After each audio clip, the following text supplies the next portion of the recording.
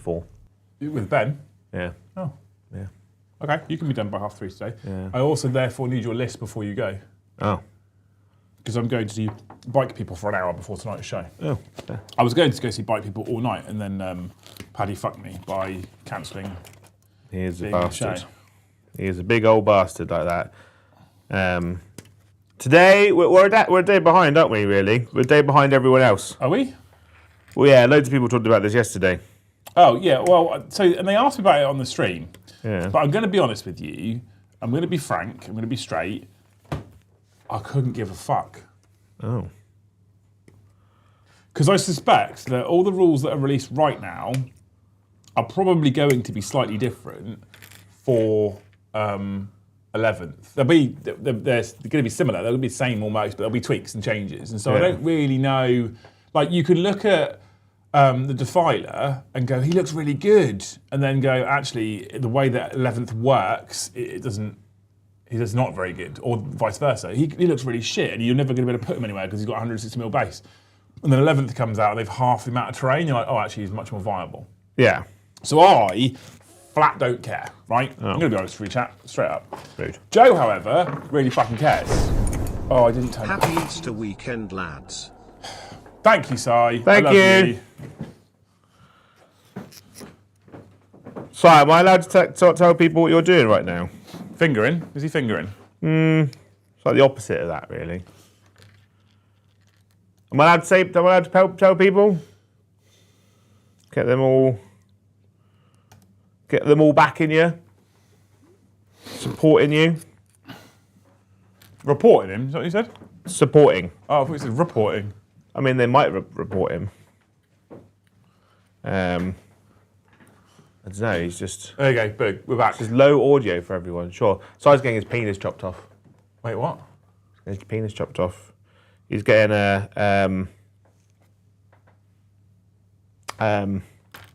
is it not his penis, it was his balls getting chopped off. A vasectomy? A vasectomy, yeah. Don't do it, mate.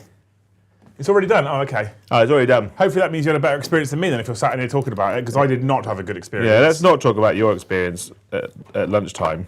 No! It's a good idea not to. Yeah. Well done. How you doing, Si? How you good? Yeah. Are you good? Yeah, I know some people have had horrible experiences. Yeah, I was one of those people. And I know people that have had okay experience. I hope Simon's one was good. You know? Yeah.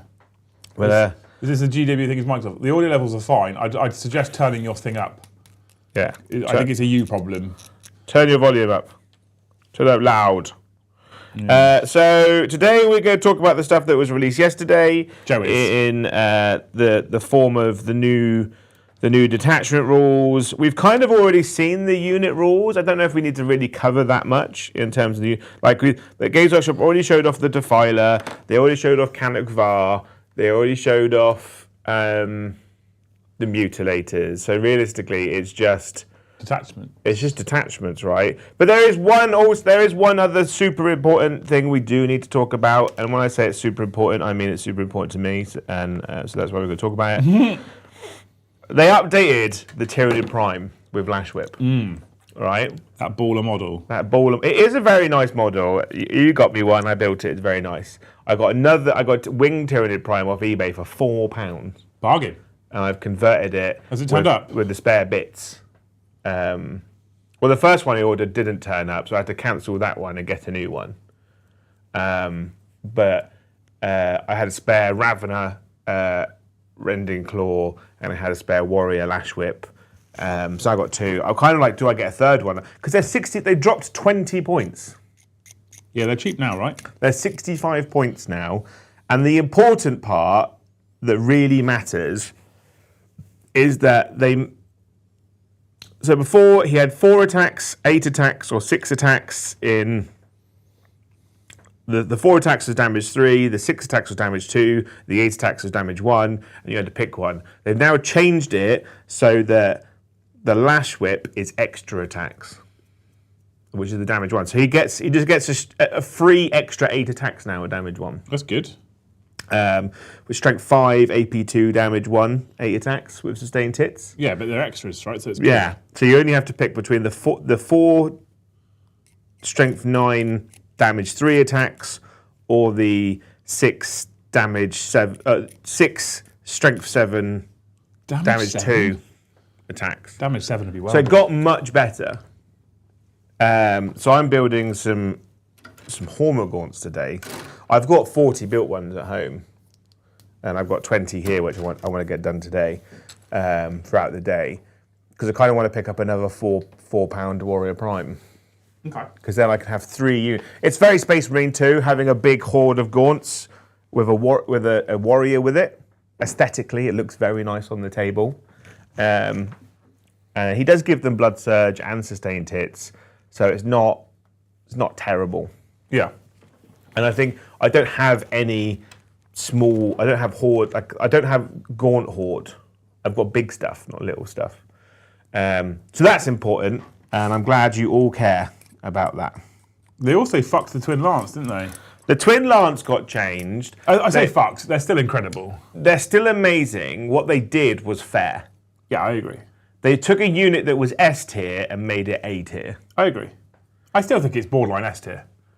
Oh yeah, like when it has access to sustained hits, lethal hits, fall back and shoot, advance and shoot, -1 damage, and a feel no pain strat, all across like different detachments, they're still really good. Yeah, and the change to you can move after the fight phase only if you've been eligible to fight. Yeah. Isn't that bad when their melee weapons are actually still pretty good. Yeah. So basically, what it means now is that the onus is also on your opponent to control their movement. Because if you charge them and you don't kill them, they're going to leave. So you go, I either leave them where they are, Yep. and they can't move and they're stuck there, or I charge them and kill them, but if I don't kill them, they are going to potentially be in a better place in my opponent's next turn. Yeah. So that's good. I think it's good. They went up 25 points, I think, as well. They were. I think with the change in movement, I think they're in a good place, but obviously we'll wait and see. Yeah. I never like double changes, but I mean, you might as well at this point in the edition. Yeah. So we'll talk about the detachment that's near and dear to my heart. I have contacted Games Workshop event team, and I am allowed to run this at the GT in 2 weeks' time. Oh yes, the never-ending requirement for you to be able to run a different Space Marine detachment for every week of the year. Well, I'm so fucking bored of this. I'm not, right? Because this detachment comes from a narrative book of Iron Warriors versus Imperial Fists, right? Like, so this is an Imperial Fist detachment to kind of mirror the Iron Warriors, and this is a fix to the god awful Imperial Fist detachment they currently have.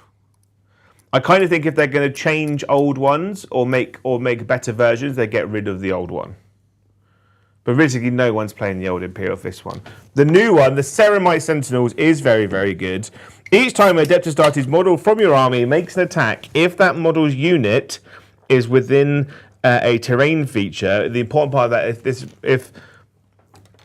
if that model's unit is within a terrain feature, only one model from the unit has to be in the terrain feature for this to work.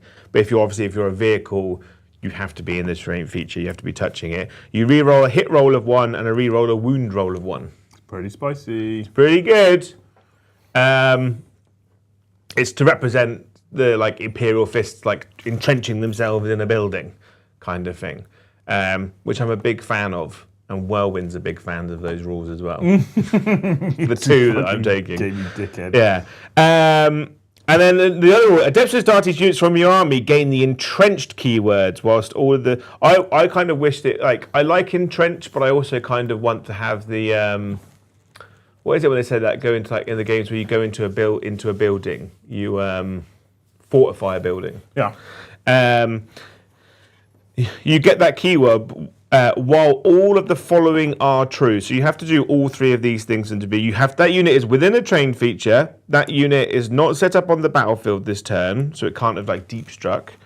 And no model in that unit has moved more than 3 inches this turn. It's a turn, not a battle round. So in your opponent's turn, you're always entrenched. right? Beautiful. That's important for the stuff that comes. There's 4 enhancements. Honor Indefatigable. A Gravis model only. First time the bearer is destroyed, roll a dice on a d6 on a 2+, you can stand it back up with all his wounds remaining. So a Gravis captain that's already half damage and like 7 wounds. Get back up. Gets back up again. It's quite cool. I like it. I'm a fan of it. I'm a big fan of that one. The Castellum Omnivox. Astartes model only. Each time the bearer's unit makes a fallback move, select one of the following to apply to that unit until the end of the turn. That unit is eligible to perform an action in a turn in which it fell back. Well, that unit is eligible to shoot and declare a charge in a turn in which it fell back. So that's going to go on the banner in my unit of Assault Terminators. So they can just fall back and charge. It's very exciting. Not so they can fall back in an action. Well, they might have to, maybe, one day. And then the Spy Skull Data Link, Adepti Astartes model only. Ranged weapons equipped by models in the bearer's unit have the Ignores Cover ability. So I've got 2 units of heavy intercessors in my Imperial Fist army. One's got Torgadon. He gives his unit Ignore Cover. So this enhancement that could go in the other unit, they both Ignore Cover now. That's very exciting. And then the last one, which I'm probably not going to take because the other 3 are actually, I feel like, going to be auto-includes in my army. Defensive Mastery, Adeptus Astartes model only. After both players have destroyed their armies, select up to 3 Adeptus Astartes units from your army and redeploy them. When doing so, you can set those units up in Strategic Reserve, regardless of how many of those units are already in Strat Reserve. That's actually an incredibly good enhancement. I think it's really good, yeah. But like, for the narrative of my thing is, like, you said that you don't like this new Space Marine thing, the new detachment. I think it's good. No, I didn't say I didn't like the detachment. You hate all the Space Marine I detachments just hate the coming fact out. there's 85 million Space But I Marine think detachments. Space Marines are the most popular faction in the game. Yeah, but and I'd never argue this fact. And I think because it's the most played faction by the most amount of people, it also has the most variety in terms of play styles because of the different chapters and stuff. You're right. Right. I think people want the representation of how they want to play their army on the table. It's still not proportionate. It's still not proportionate to any other faction. Yeah, but the problem is it just sells, though, doesn't it? And the Imperial Fist attachment, which originally came out in the book, is how good? Oh, it's awful. It's fucking dog shit. Yeah. So just get rid of that one and put this one in. Well, yeah, Then you haven't like got I 4 said, like detachments. get rid, like they could probably colour load. Yeah, get rid of detachments. Get rid of the shit ones that you're replacing them with. Like they Fuck 'em should have off. got rid of the Night Lord's attachment from the Codex. But then the problem is you can't really get rid of the ones that are in the Codex because people, up until the new Codex is available for Space Marines in whenever it gets released. A few months, probably. A few months. The current Codex will be available until the Friday before the Saturday. You can't get rid of the stuff that's in the book. I like it because, like, I'm bored of running Gravis, right? And also, like, the Imperial Fist attachment's a bit poo. The Lysander attachment's really, really good, but it's first company. You know, I want to play different versions of Imperial Fists, but I don't want to do assault like a bike company for them. So this one suits another version of like the overall Imperial Fist playstyle. There are 6 stratagems, which are all great. The first one, Unyielding Might, command phase.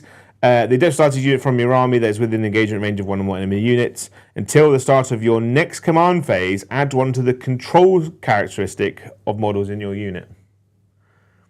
So they're like, this is our objectives. Get wrecked, son. If no... Especially sell regardless of... And only a handful of detachments are seriously used currently anyway. I think what I'd like them to do is just go, these are the most popular detachments, let's just bin off the rest. You know, here's the top 10, the rest be gone. The next one is Priority Strike. Your shooting or fight phase, 1 Adeptus Astartes infantry or Adeptus Astartes mounted unit from your army that has not been selected to shoot or fight this phase. Until the end of the phase, Each time a model in your unit that makes an attack versus a character, monster, or vehicle unit, you can reroll the wound roll. They're like, we want to kill this big thing. It is going to die. Well, that one's 2 CP though. It's quite points heavy. But reroll wounds is very good.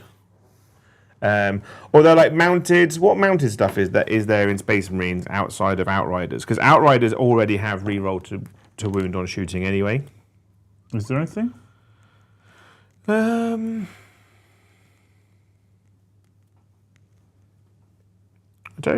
don't know. I'd like to see like a cool character on a bike, like or a chariot similar to the Lord Discordant.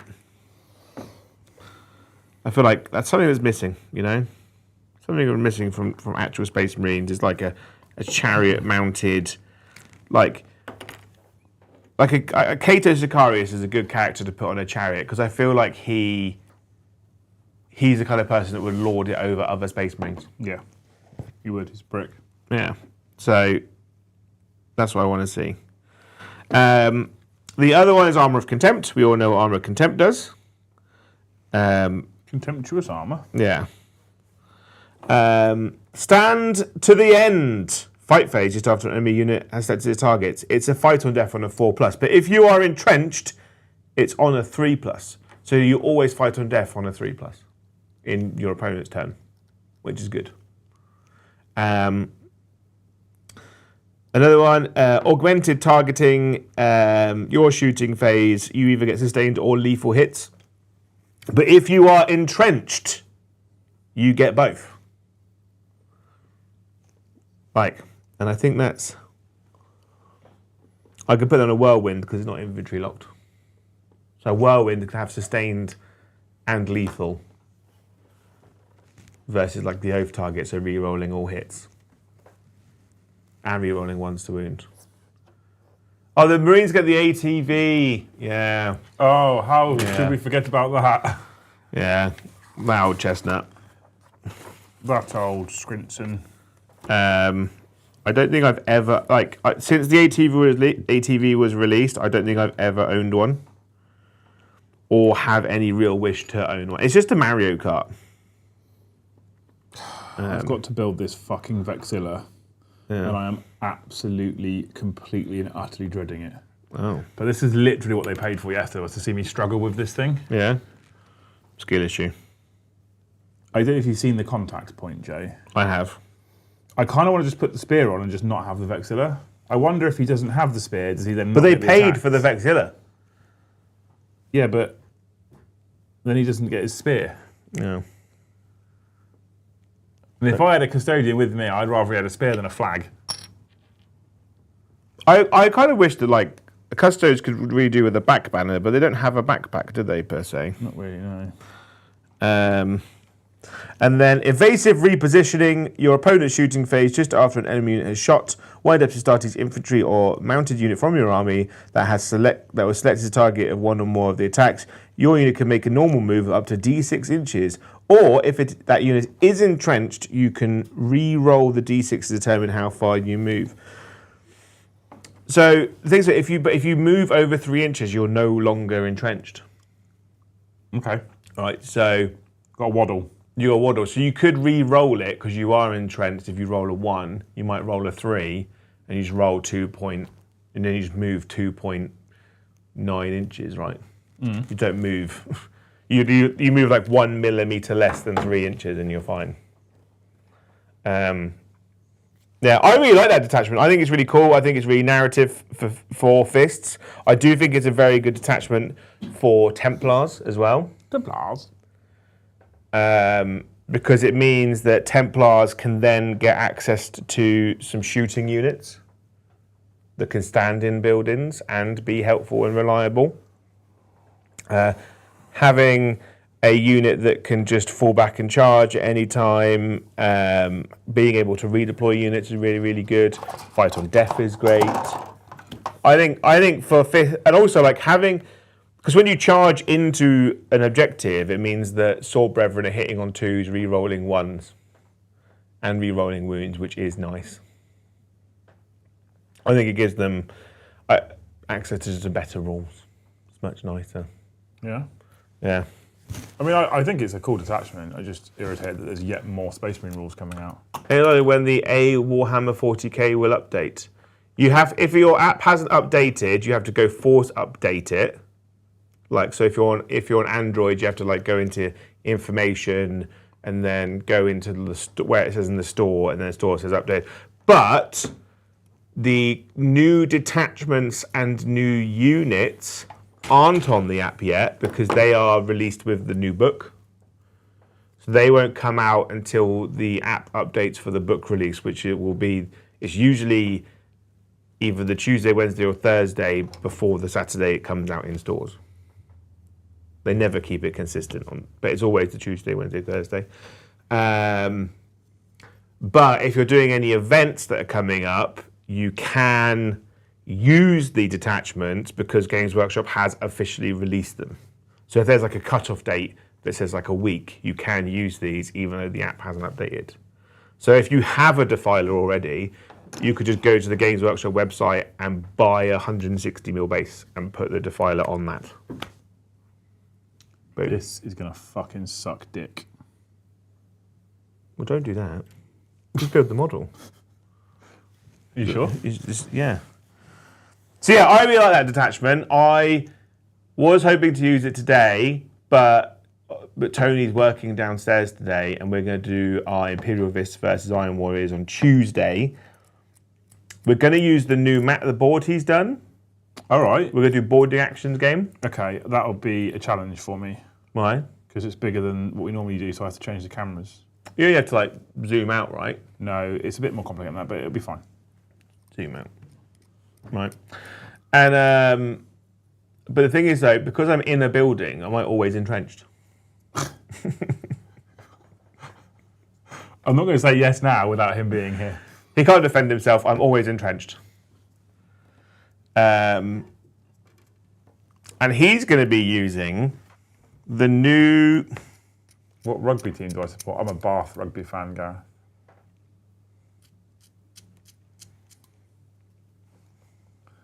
The new Chaos Space Marines detachment. He's going to be using the Warp Strikes Champions, because we have already done our lists for this. I won't be running the Whirlwinds versus him. I did promise that. Well, I mean, you'd struggle, wouldn't you, on the table, with it being all indoors? Yeah. You are not. But when can we put some barricades down that I can entrench myself into? Otherwise, I don't get a detachment rule. Yeah, which is pointing shit off the detachment, isn't it? Yeah. Can I always count as in terrain for the purposes of getting my re-rolls, but not the entrenched ability? Otherwise, I just run the Terminator detachment. And it'll be even worse for him. So the Warp Strike Champions. Champion. Oh, he said yes. Good. That's fine.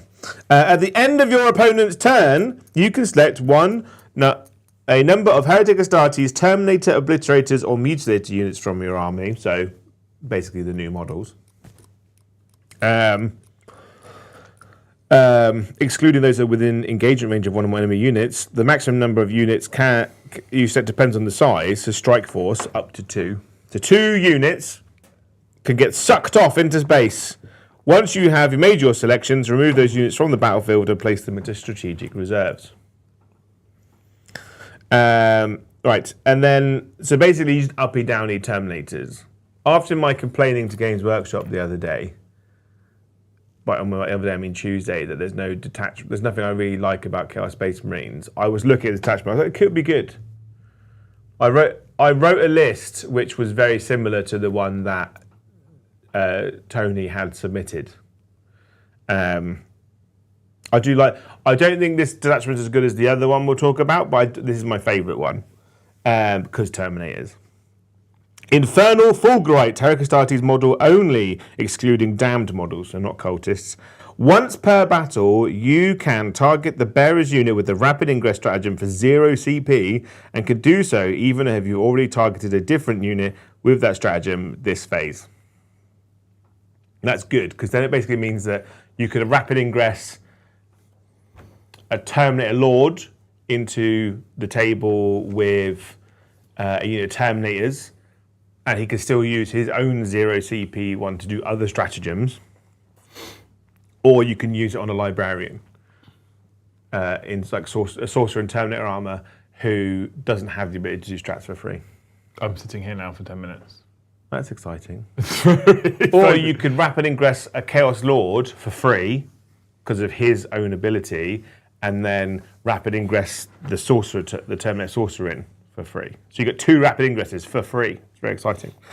Eye of the Warp enhancement. Heretic started models with the Deep Strike ability only. Each time the bearer's unit is set up on the battlefield until the end of the turn, you can re-roll charge rolls made for that unit.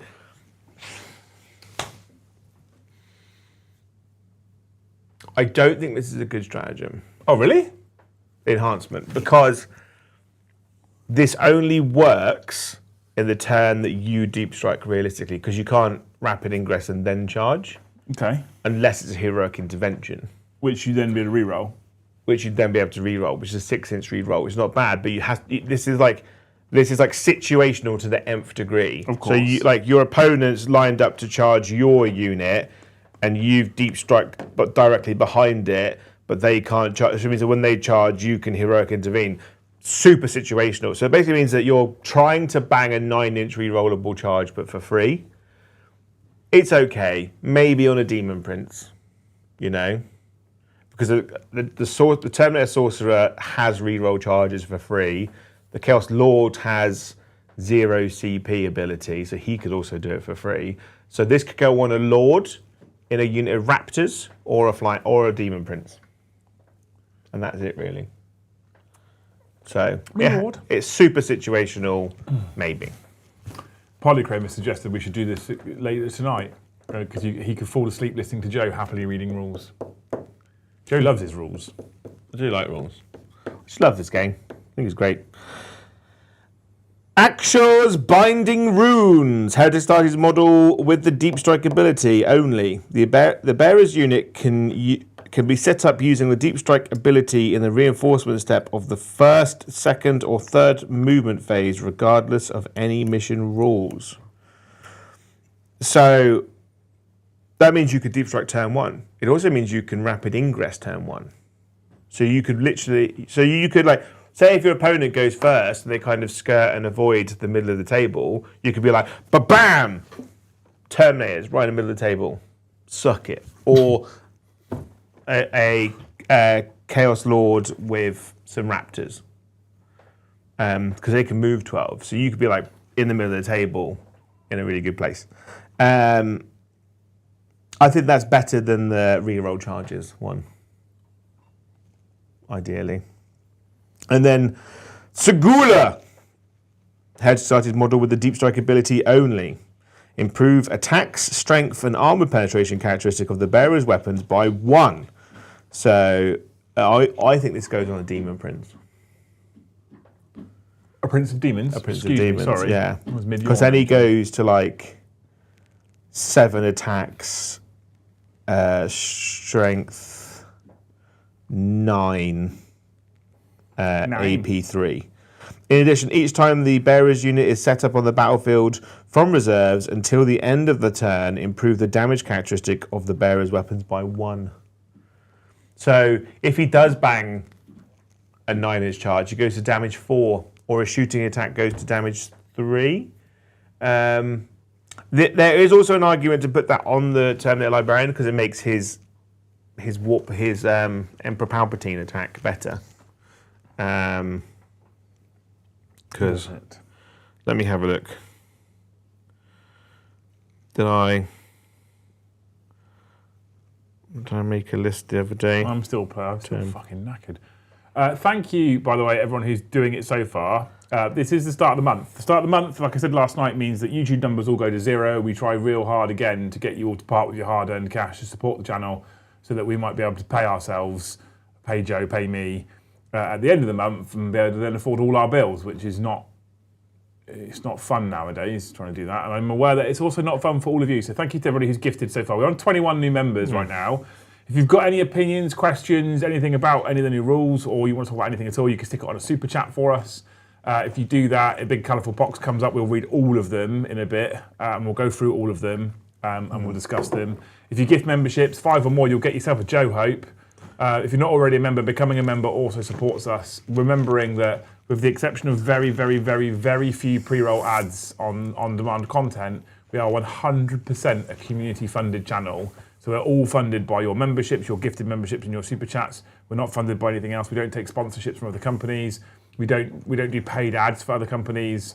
So although we say we've got sponsors, they're affiliate links with companies that we rate rather than we're actually sponsored by them. And the affiliate links only ever pay out when we generate sales for them as well. So it's not like we're just paid to say go to Element because they're great, because we're not. Element needs to see a sale for us to get kickback. But we're 100% fan funded. If any of the 250 people watching right now wants to support the channel, wants to support us, wants us to keep doing what we're doing for the rest of 2026, best way of doing that is by gifting memberships, you wonderful human beings. Sorry, Joe, you were looking for something, so I thought I'd just jump in there. Yeah, so basically the sorcerer can drop down, do his little psychic attack thing where he, on a 2+, makes a unit that they're targeting +1 AP to shoot against them. So it means that he goes to his devastating wounds version of his attack is D6 +1, strength 7, AP 4, D3 +1 damage, devastating wounds. And then It's not bad, is it? and then you give him a combi weapon, which goes to 3 attacks in rapid fire range, strength 5, AP 2, damage 2, devastating wounds. So he's quite a weapon with that enhancement, which I think is quite cool. The turn-based sorcerer's not really been seen for a while, so him being able to drop down and actually be quite scary is cool. Is this still a honking old model? Yeah, I think if you're going to get hold of a Terminator Sorcerer nowadays, you get the Warhammer World one. Yeah, maybe, yeah. He's really nice. The one with the demon coming out of his hand, yeah. Then there are 6 enhancements of this. There's Armor of Corruption, which is Armor of Contempt, by the way. And then the other one is Empiric Dislocation. You can't do both of these strats at the same time. Empiric Dislocation, your opponent's shooting phase or the fight phase just after an enemy unit has selected its targets. Until the end of the phase, each time an attack targets your unit worse than the AP. Oh no, what's Armor of Corruption, fight phase just after an enemy unit has targeted one Heracles, Terminator, Obliterators, or Mutilators unit from your army. Until the end of the turn, each time an attack is allocated to your unit, subtract 1 from the damage characteristic. That's 2 CP for -1 damage. Is that good? I feel that's reasonable. It's very good. 2 CP's minus Blood 1 Angels hate that.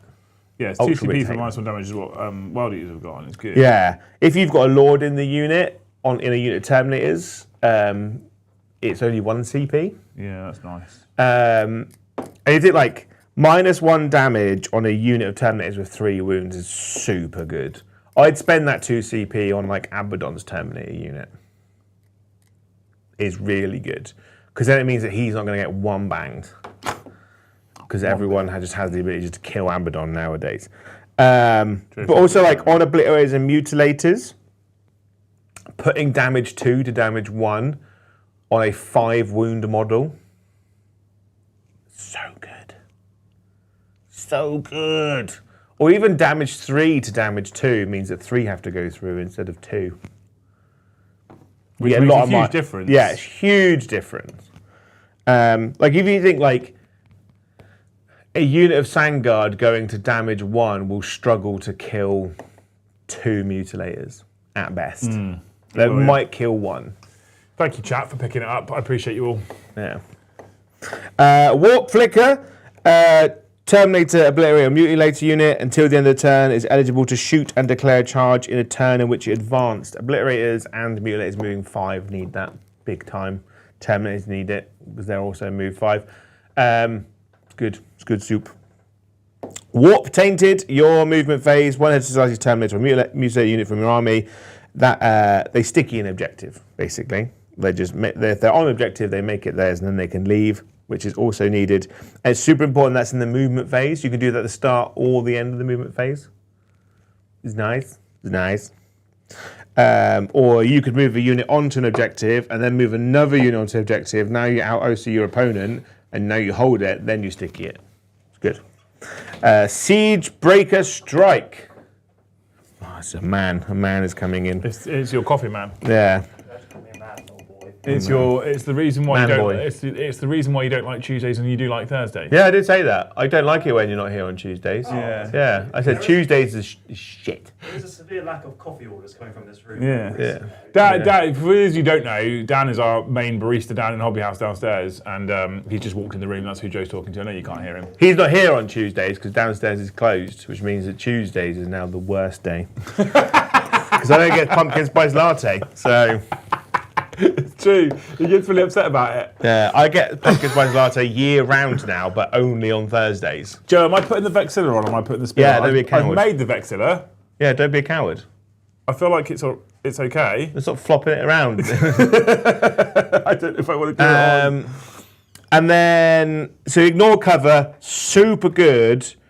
And that's on any your shooting phase, up to 2 Heretic Astartes units from your army that were set up using Deep Strike ability this turn have not been selected to shoot this phase. Until the end of the phase, ranged weapons equipped by models in your unit have the ignores cover ability. Super situational because you have to Deep Strike 2 units, but it does mean that when you shoot obliterators indirectly, they are ignoring cover. I've got a maybe daft question for you that I want to pose. There's a lot, have you noticed, I don't know if it's just me, there's a reasonable amount of extra ignores cover stuff coming into the game right now. Yeah.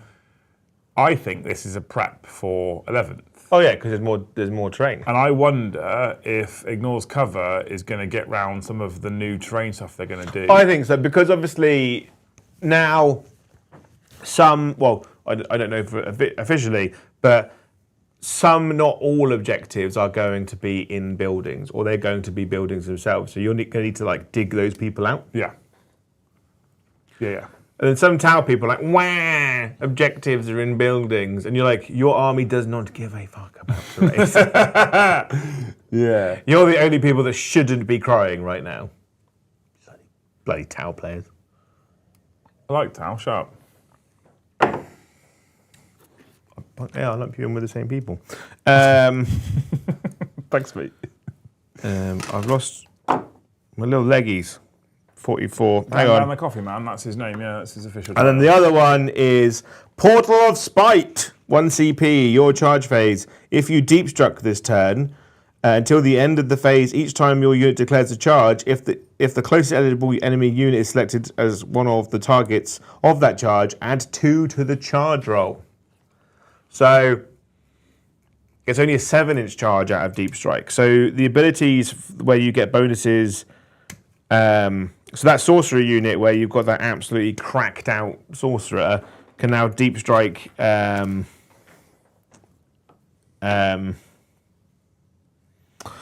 my god! Can now Deep Strike 9 inches away, charge 7 with a free reroll because that's his ability, and then his unit can just beat people up. It's quite good. It helps them get around faster as well, but it also means that if you do that rapid ingress, it's only a 4-inch charge if you go for the heroic intervention.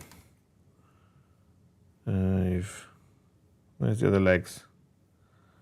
You don't need those. 46.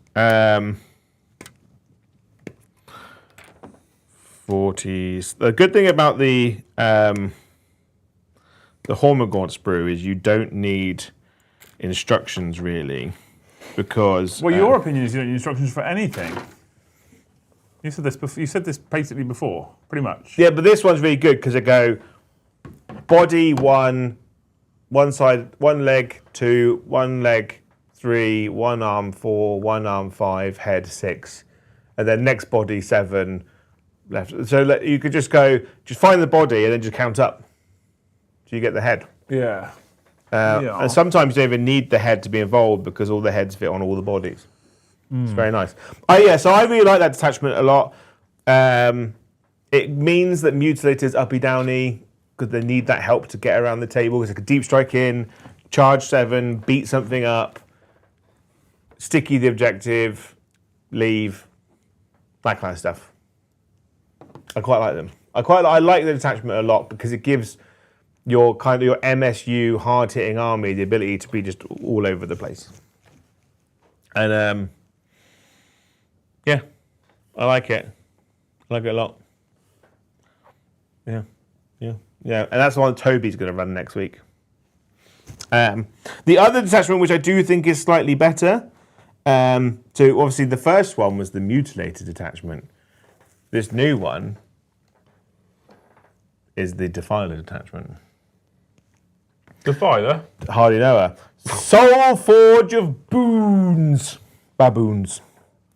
Heritage Society's vehicle units from your army gain the demon keyword.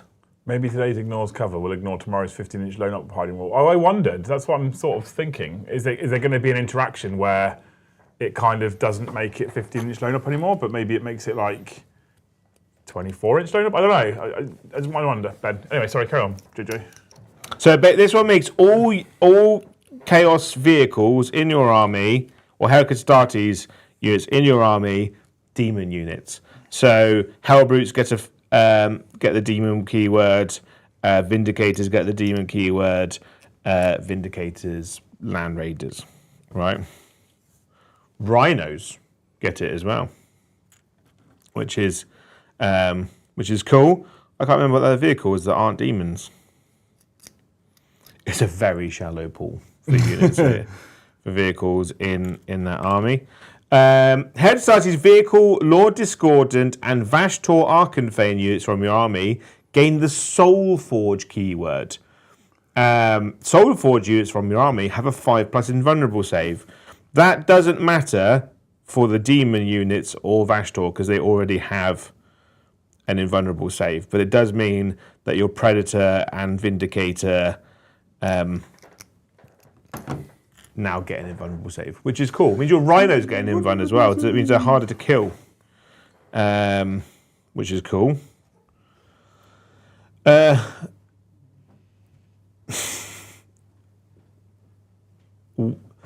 Right, this is either weird or wired. W-Y-R-E-D.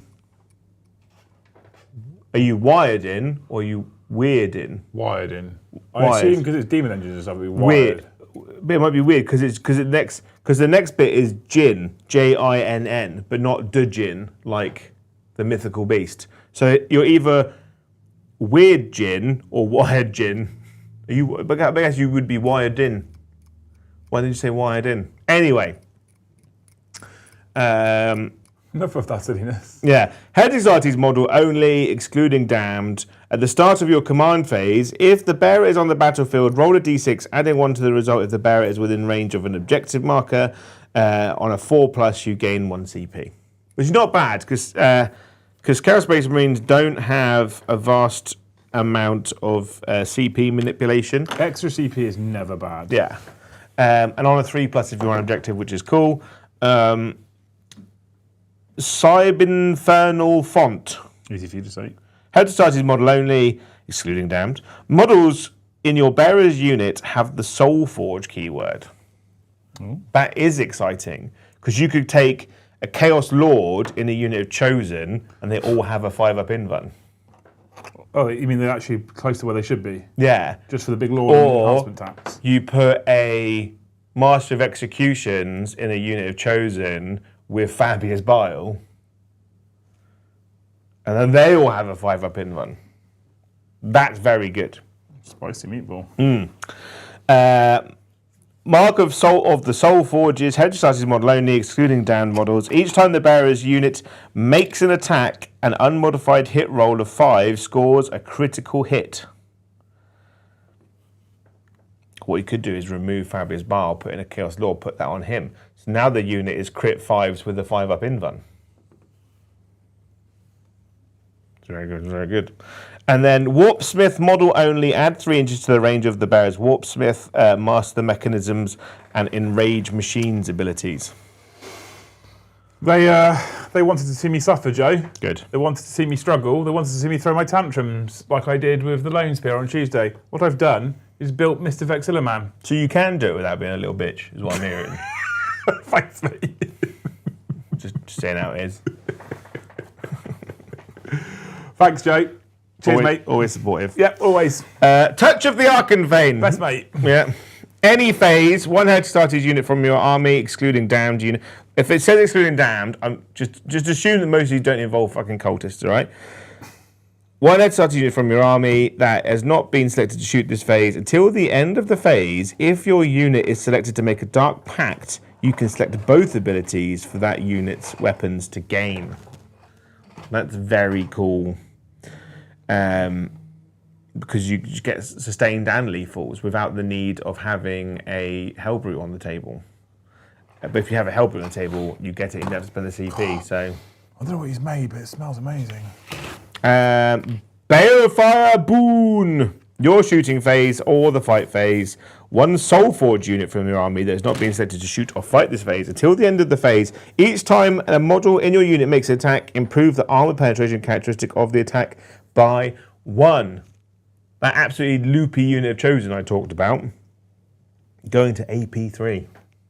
Oh, that's a spicy meatball, isn't it? It's good soup. Good soup, that is. With their crits. You could spend 2 CP, make them AP3, and have sustained and lethal. On 5s. Oosh. Soul Tally Offering. 2 CP, your shooting phase or fight phase, 1 Soulforge unit from your army that has not been selected to shoot or fight this phase until the end of the phase. Each time a model in that target in your unit makes an attack that targets a character, monster, or vehicle unit, you can re-roll the wound roll. Just like the Imperial Fist one. That's not bad, is it? But that is good, like putting it on a Vindicator or a What's he made? It smells of wonder. I'm unit fucking of getting Chosen that are critting on 5s. Really good. I get your pain. I built 6 of the new custodians. They're way too complicated for what they are. There's just some weird choices, which I don't understand necessarily why the Heresy team does this. But like the thigh panels, and everything I've ever glued thigh panels onto in 40k, there's like a clearly obvious mounting point, and there's a cutout of the thigh panel, and it fits in one place only. And you move it around as a drive fit, and it slots into place. You go, oh, that's where it fits, and then you put some glue on it, and you're off, and it's good. These are just kind of like around there. Go for it. I don't get it. I don't understand it. I don't know why there's a need for that. The Vexilla is an utter pain because the connection point is so tiny, and it's just, again, they've done these banners for fucking years. I don't understand why they suddenly need to make the connection point so small. I Apart think from just to trigger me.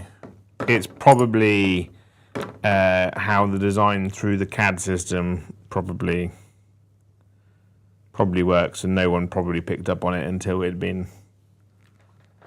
had gone through. It just seems that AOS and 40k are designed for people who want to get on the tabletop as fast as possible, and everything else is designed for people who want to be detailed hobbyists. I said to you the other day, I was watching a person build Legions Imperialis, and I was like, why do you hate yourself? Because they want to push around their teeny tiny men and berate them for being small.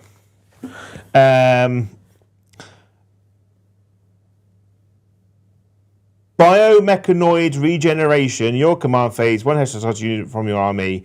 They regain D3 lost wounds. If it's Soulforge, you can regain 3 lost wounds instead. Love it. Which is good. Soulforge Surge. Your movement phase just after the Heritage unit from your army advances. Until the end of the turn, your unit is eligible to shoot in a turn in which it advanced. If your unit has the Soulforge ability, until the end of the turn, you're eligible to shoot and declare a charge in the turn in which it advanced. That's pretty good. I think a lot of these are really good on things like Disco Lords as well. Yeah. Big fan of the Disco Lord. And then Unholy Fortitude. Your opponent's shooting phase just after an enemy has selected its targets. 1 Soulforge unit from your army that was selected as the target of 1 or more of the attacks. Until the end of the phase, add 1 to the toughness characteristics of models in your unit. That's quite good because 1 CP is after your opponent selecting its targets as well. So they go, oh, you go, what's strength for your gun? And they go, 5. Oh, my toughness is 5. Oh, my toughness is now 6. Yeah. You're me on 5s now. It's not bad. I do think that's better than the other one in normal game situations because of like how people build. I hate these army builds, but this is the builds that you tend to go for, where you go multiple Vindicators, multiple Predators kind of lists. I think it just makes those lists better. But now because some people will still take a unit chosen, and now you could just tore that unit chosen up. And you could put them in a Rhino that now has a 5-up invuln as well. I think it's good. I think it's way better than the previous one, but you know it's what better. The base size of the Defiler is 160 mil. So 160 mil base size. Can confirm. Yeah. I just don't care about it at the moment. I think it's cool.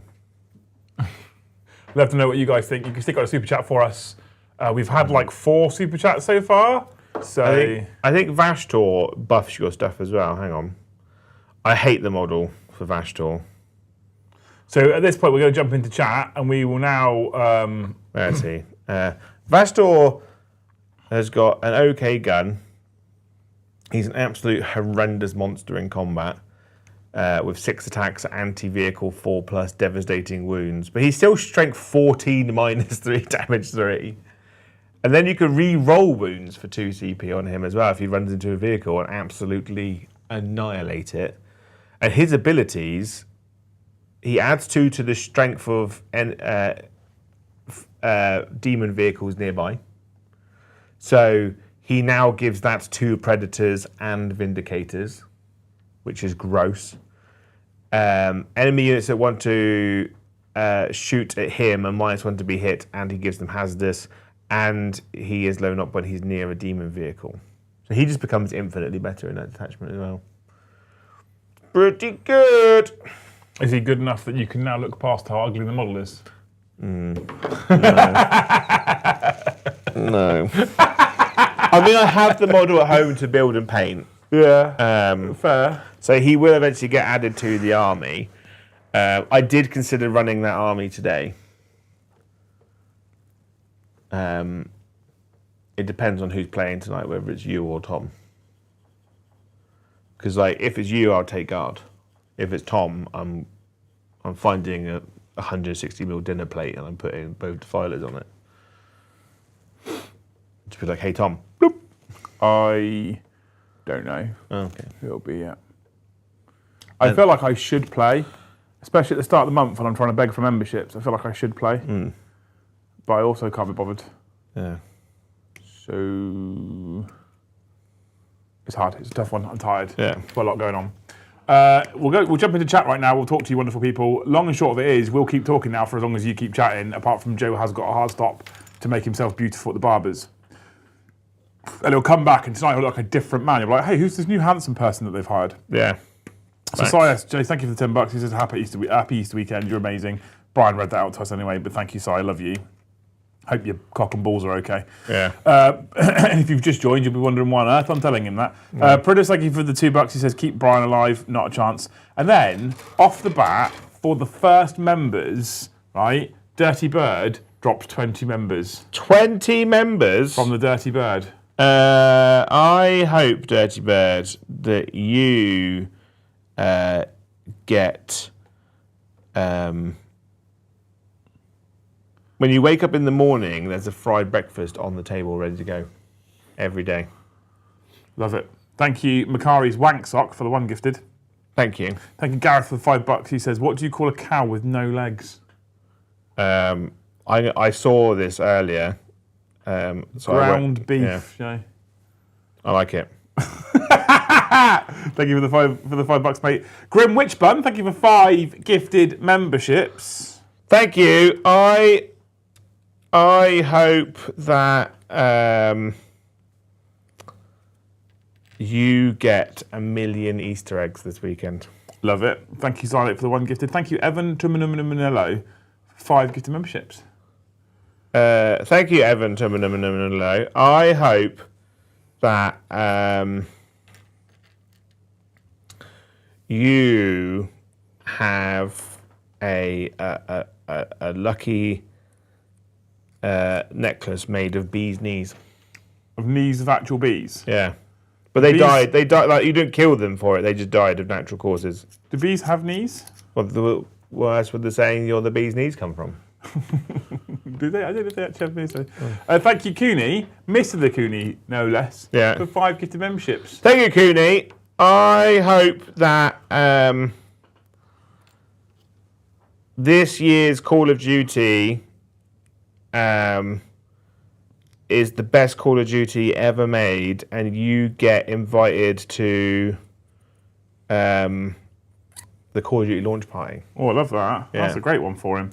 Dirty Bird, thank you for the $5. He says, I blame Joe for why I don't have a Lord on foot for World Eaters. Why me? Why do you blame Joe for it? Yeah. I mean, I'm not saying you shouldn't blame Joe for it. You do have a Lord on foot. Well, they don't. It's called Khan. Khan, yeah. You've already got one, mate. Don't know what you're complaining about. He's not a Lord, is he? He's a captain. Does that mean that is he the only captain? I am the captain now. Does that mean that Lords aren't captains? The Lords. Yeah. Does that mean that Khan is less than the others? Would you rather be a Lord or a captain? How dare you?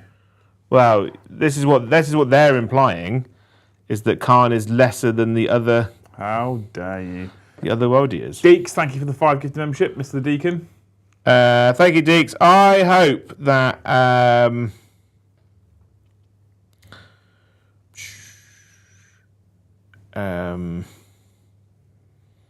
that you become the #1 Deathwatch player in the world. Oh, strong. Thank you, Gareth Thomas, for 5 gifted memberships. He said he had to sell a kidney to gift these, Oh, well, luckily you've got 2. which means we can wait for 5 more. Yeah. Go live in an iron lung if you cared. I hope that you, your work has one of those donut vans that opens up out the front. Nice, strong. I love the smell of those, like those donut vans. Thank you, Mr. the Brass Scorpion, for 5 gifted memberships. Thank you, Mr. Brass Scorpion. I hope that you, You've only got 1 more to go after this as well. You'll be pleased to know. you get your own personal chef. Oh. And then thank you, Stick Monkey, Mr. Sean, for 10 gifted memberships. Thank you, Sean. 10, Joe. He doesn't need his own personal chef. He's quite a good chef anyway. I hope that you get your own restaurant. Love it. I think that's a blessing or a curse, actually. Thank you, Andy, for $5. Sorry I couldn't help out tonight, Liam. Good news, though, with my call out, I can afford this. I did message Andy originally, because originally Paddy was supposed to play, and I was like, oh, I actually get an evening off, and it's bank holiday morning tomorrow, so I have to be up early. This sounds amazing. I booked it all in. That's great. I made some plans for this evening, and then Paddy has other things that have come up, which is not his fault. It's not like he's just dropped it for the sake of it.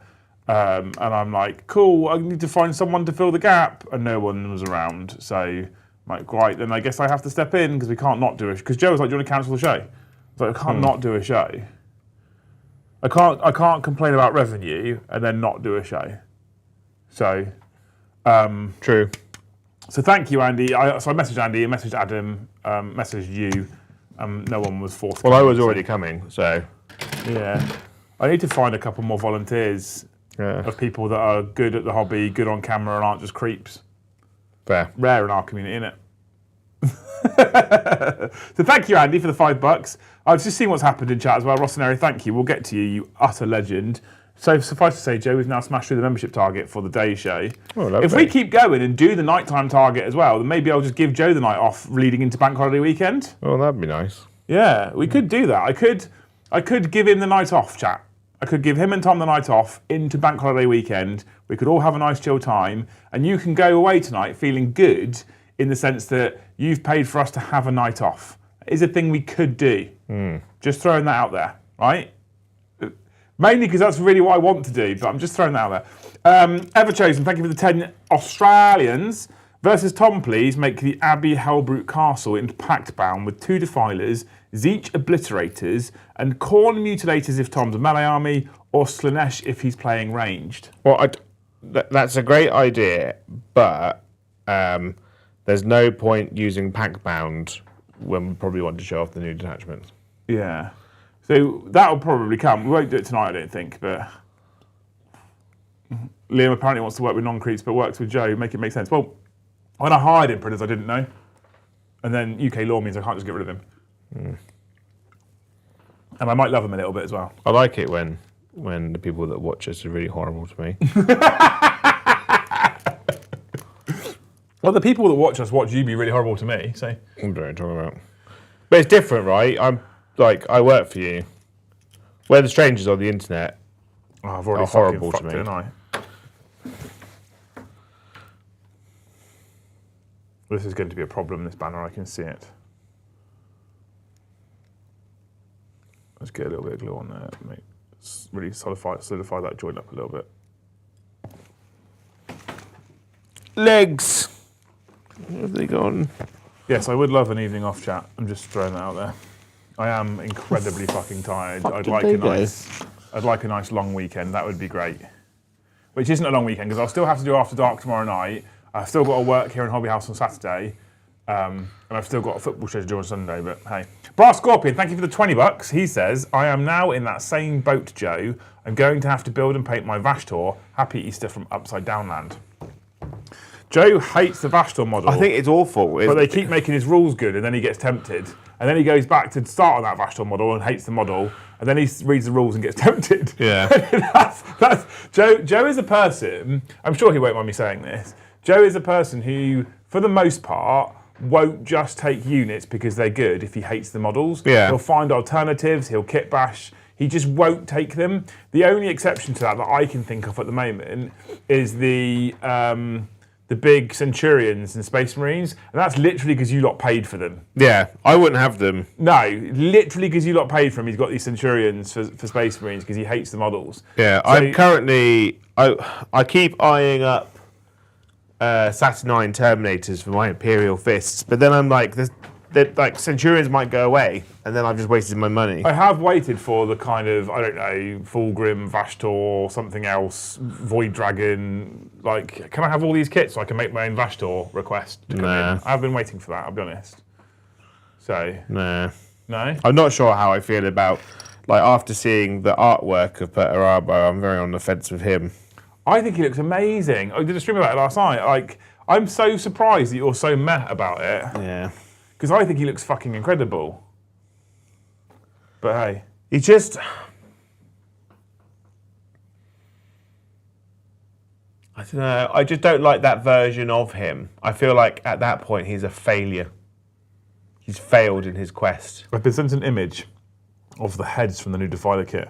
Because, fun fact, we were supposed to receive our Games Workshop pre-order yesterday so we could get them on the shelves for Saturday morning. They didn't turn up yesterday. Half the order turned up today. We still don't have any Defilers on site, which is fun. They've given us the Thousand Sons head, the Death Guard head, the Emperor's Children head, the Khorne head. They all look kind of like you'd expect, right? You've got standard heads. Why that's in 2 pieces, I'm not entirely sure. And then you've got an Iron Warrior's head. And then here's the Word Bearer's specific head. Yeah. I kind of like it. Quite a fan. No, you're not sold? I'm still 50-50 on the Defiler as it is at the moment. I think you probably have one. I really want to put one together, but I have no need for it. I think, because I've been talking a lot about Chaos Space Marines recently, and I've done the Night Lords. There's not much I need to. I've got 5 Raptors to do for them, and then I don't need to do any more for the Night Lords. Looking at the new stuff, if I was going to do Chaos, I'd probably do Iron Warriors and get 2 units of Mutilators, 2 units of Obliterators, the Defiler, maybe 2 years of Terminators, and make like a unit of Chosen. I love the new Defiler, I'm going to be honest.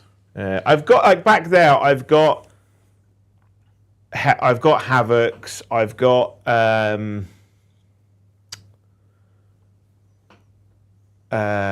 Disco Lords. I've got Venom Crawlers done in Iron Warriors colours. So like I've got a lot of stuff for an Iron Warriors army. I just need to kind of round it out. I've got 2 of the old Defilers I could order bases for, but they're probably equipped wrong now. Because you don't want the battle cannon, you want the plasma cannons. You want the plasma cannon, the flamer, and the whip, or the flail, the scourge. But I don't think you run more than one because they are 250 points a model. Every faction gets one, and they're all 250 points. And I think that's too much for a model. Like, Chaos Space Marines already like don't get much. Like, their stuff's really expensive to put on the table. So I don't think you're going to spend 500 points on 2 of them. You look at Emperor's Children, it is good because it can go through walls and it can advance you and charge, but its base is massive. So if your opponent just puts the models down in the right place, you can't even put it because it can move through walls in the movement phase, not the charge phase. And then I think like, and because Emperor's Children is so points heavy, there's nothing in that list you can take out and just put him in. Yeah. Okay. I think I think Thousand Suns maybe if you're not going to take a big brick of Terminators or a big Magnus, but Magnus is so good. The thing is with Thousand Suns, which was pointed out to me, and I didn't think about it this way, I think the ability that the Defiler has in Thousand Suns is really, really good. But are you going to want to spend the Overwatch strat on him when you've got Mutalith Vortex Piece, units of Flamers? I think he probably might have a place in World Eaters because he can Overwatch for free in World Eaters, and he gets more shots. It hits on 4s though. Yeah. But if it does spike on those shots, then it's better. Chat, thank you so much for the generosity. We're on 127 members, so 73 members, and I'll give Joe the night off. Yeah. Yeah. There you go. Thank you, Craig, for the 500 Japanese yen. As a Gene Stealer Cult player, I'm disappointed we didn't get anything in all these new books. Kind of been forgotten about, haven't you? To be fair. They are a faction abandoned, right? At the moment they are, yeah. But I think the problem is with the faction is they've probably got, like, units-wise, what do you add to that army? Because they are... Gene Stealer Cult is an insurgency force. Whether you like it or not, it's an insurgency force that is made up of creatures that live within society. You know, they're all kind of sleeper cells that wait until the uprising. So, painting stream from Joe, don't give him the night off. No, if I'm going to have the night off because you guys have paid for me to do it, I'll give him the night off as well. I think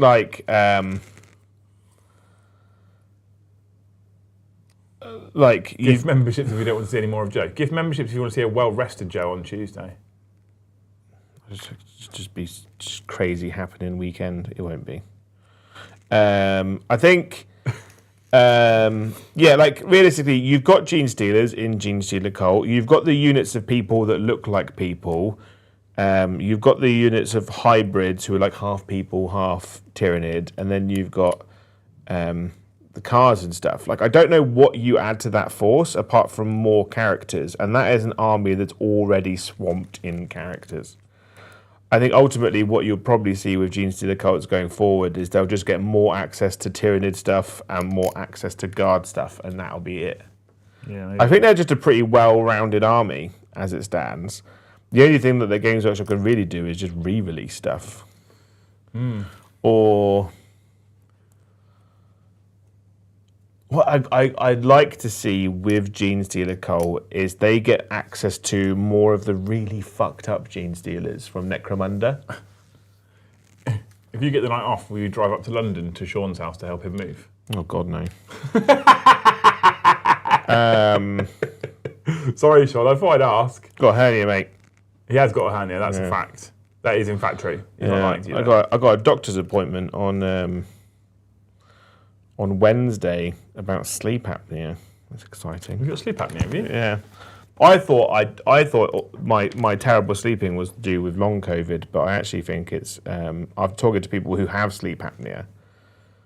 What is sleep apnea? In essence, you basically, no matter how much sleep you have, you're always tired. I had that. And then you snore. Oh, I don't have that. You wake up in the morning with like really bad dry mouth. I don't have that. You get like really bad. You get headaches, like forgetfulness.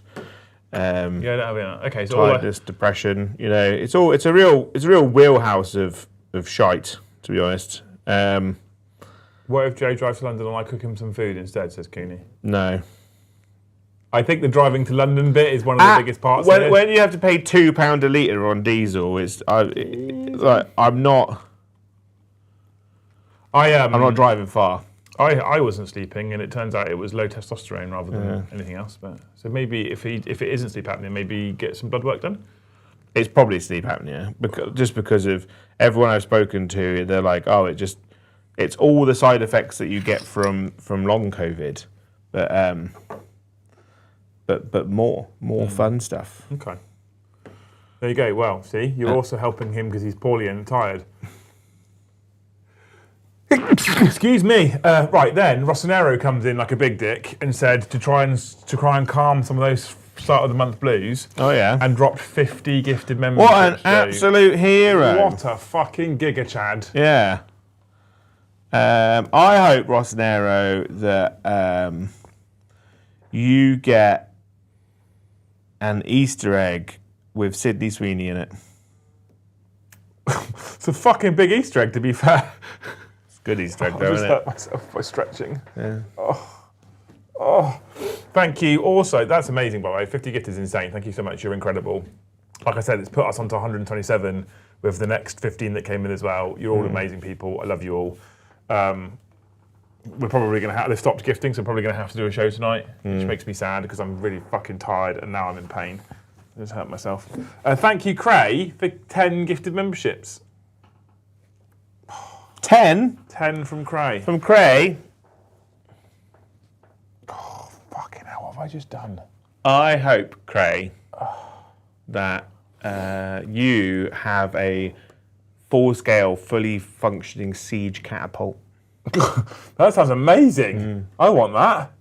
What is it like in his back garden? Yeah. Is he able to aim it at things? Oh, yeah. Yeah? Do what he wants. I'm here for it. But don't aim it like the problem is it's not like an efficient weapon running on your own. So get friends to help. Yeah, okay. Cool. I'm here for it. I love it. Thank you. And thank you, Gareth Thomas, for 5 gifted memberships. Thank you.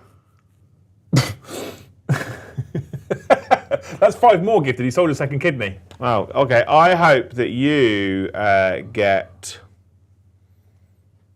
a unlimited voucher for all the KFC you can eat in 1 month. I fucking love KFC. So good. Thank you, Sean, for the $5. Enjoyed watching a rocket taking off last night. I watched that as well on YouTube. World's a mess, but spacemen doing spacemen things makes me happy. Did anyone else watch... I'm going to sound like a right arsehole now, but did you watch the Artemis 2 launch yesterday? Are you aware of it? No. NASA sent another rocket to the moon yesterday. Oh, that's exciting. Yeah, last night. So I was sat watching it last night after I'd got home. Had it on YouTube, and I caught it about 3 minutes before takeoff. Yeah. And they fired it up. At one point, they were claiming it was doing over 15,000 miles an hour, this rocket, when it got into space, which is incredible. And I was watching it, quite interested by it. But I don't know if I'm the only person who did this, and I'd love to know how many people are going to own up to this, because I reckon it's more than just me. Did anybody watch it and be like, I wonder if it explodes? And that's why you watched it. Because otherwise, watching a rocket go... I bet a lot of people was going to go. A lot of people going. I wonder if it explodes. Well, obviously, glad it didn't because of all the people on board. Where did it get launched from? Cape Canaveral? Huh? Was it get launched from? Cape Canaveral? Florida. Oh, it's Florida. Same place they launched all the Apollo missions from. Okay. That is Cape Canaveral, isn't it? I don't know. America. I don't know. I just know Florida. But like, It's going around the moon. Yeah, it's not going on the moon. It's going who around the moon. pays for it? Who pays for NASA? I don't know. Is it a government-funded thing? Not sure. It's like at a time when, like, Everything's turbo expensive. like I find it funny that like we can't get boats between a small gap between two countries, but America's launching missiles to the moon. Yeah. Right. Do you think, Joe, right, considering what the person in charge of America is currently causing, it's a good idea for America to showcase how much fuel they're burning? So Well, he did say that like sending a rocket to the moon. like he did say that they've got loads of fuel. He did say that, yeah. Whilst their fuel prices are currently the highest they've been in almost forever. Yeah. So, you know.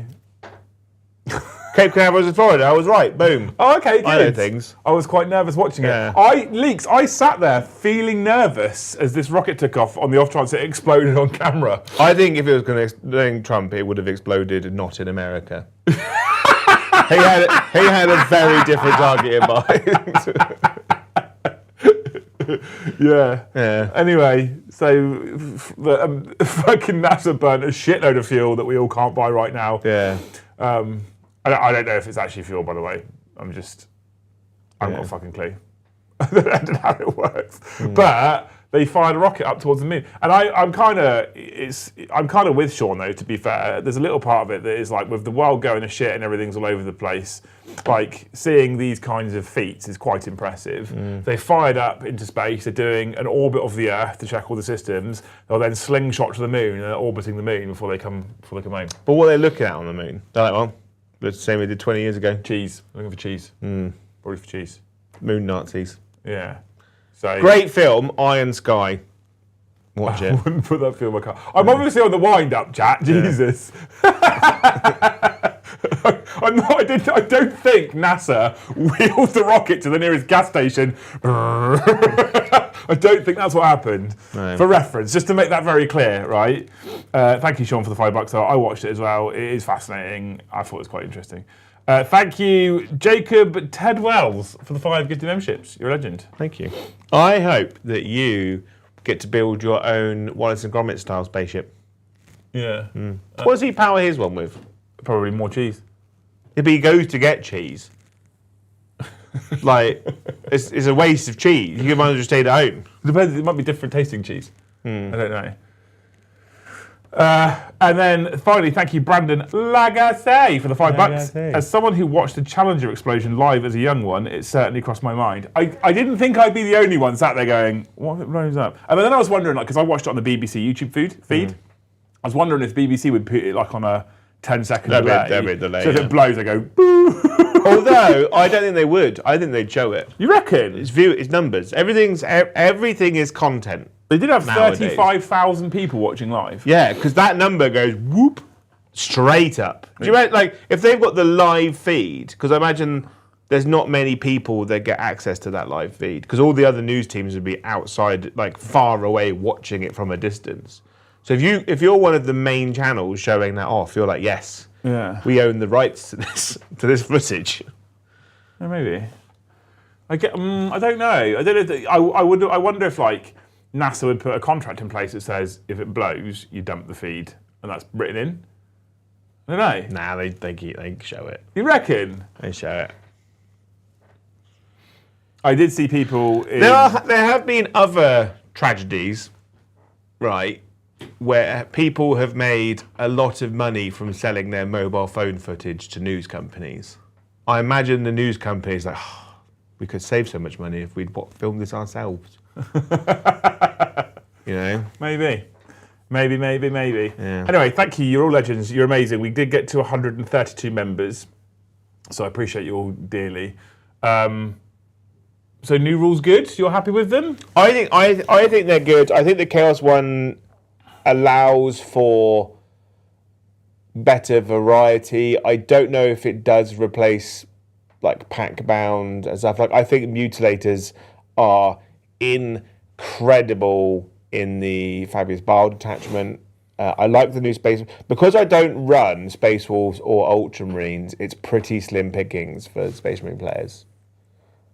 You know, so I think like Templars that don't have access to a good detachment outside of Bastion or Gladius. I don't like Bastion, so for me, I just have Gladius. This new one's much better. And if you're a Space Marine player who's basically spent 3 years running Gladius, you know, being able to just run something new is exciting. This is utterly gorgeous, by the way. You see him? Look at him. How cool he is. Like custodian, Joe. You like it? Do you know what's mad about Gladius is their index detachment?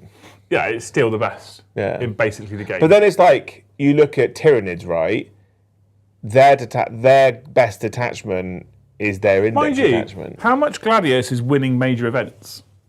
Not so much anymore because they replaced it with the Ultramarine So is version. Gladius actually good, or is Gladius just the easiest to use? Do you know what I mean? Because you always like... I've thought Gladius is the best detachment for the whole edition. And then you always get this person who comes in left of field with a detachment from fucking Guard or from Chaos Space Marines, who then goes and wins the biggest tournament. But are they doing it because it's a good detachment, or are they doing it because they're just a good player? I think maybe a bit of both. Like, I can't remember his name, but he lost a bet and had to take Agents of the Imperium to Adepticon. And apart from like the final round, just went undefeated. Agents of Imperium is not a good detachment or army. He took it because he lost a bet. He did well because he's just a good player. Makari's Wanksock, thank you for the one gifted. Up to 133. We are still 67 off. No, yeah, 67 off. Someone He gives says 50. this haven't had a new model since launch. Apart from Raveners. the Raveners, the Tyranid Prime. I think that's it. I think it is just the Raveners. Soon to be the Red Terror. Terror. Yeah, it's been slim pickings for Tyranids for the edition. But that's the curse of being the launch edition army as well. Volga Piles. And he won the ITC last year, I think. Yeah, the problem is like Orc players are I think Orc players are in trouble because like they're getting something now, then they're going to be the launch army, and then they have 3 years of tumbleweeds. But Orcs have been quite well served in army boxes and kill teams for this edition as well.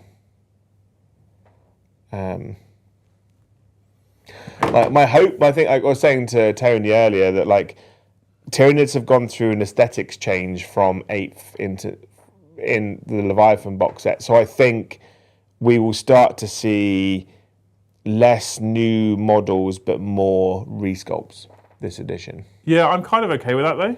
Yeah. I think that's probably good. Because I hate armies where you've got massive disparities between old sculpts and new sculpts in the same force. I live in a very different world. Me and Warhipster have this argument on the daily because he likes new things. I like both. Yeah, and I prefer shit old models being replaced with new ones. I like both, but like for example, Astorath, right, is just a resculpt, and I think he's fucking gorgeous. Yeah, but I think like I think there's room for both. Like we were saying that like obviously one of the best-selling new Space Marine models was what's his bloody name? Ethan Shan. It's a beautiful model, whereas Lysander didn't sell as many because he's just a resculpt. It's just the same model. I think Lysander's also beautiful. But like, I think he's great. I prefer to have a pretty army. Like, if I could have my like the Drakari as it is now, and I build it and paint it and have an army, and then Games Workshop release an entirely new Drakari range, I replace it. I just have the exact entire army again, but just new models. Yeah. Because it's just prettier. Polychrome's nailed it. As a true wargamer, I hate new things and old things. Banging Leaks, thank you for the $5. How bad was the stream quality and camera work though? It was like Games Workshop was streaming it. kept cutting away to random crowd shots during the launch. It wasn't the best. Someone was saying the other day that one of the problems that Games Workshop faces is that when you work in a big venue like that, the venue supplies its own kind of stream team as well. Well, he's talking specifically about the NASA launch last night. How bad was it? It was like Games Workshop was streaming it. Oh. Cut away to random crowd shots during the launch. It wasn't great. But I think the problem, right, is that 10 seconds of a launch is exciting.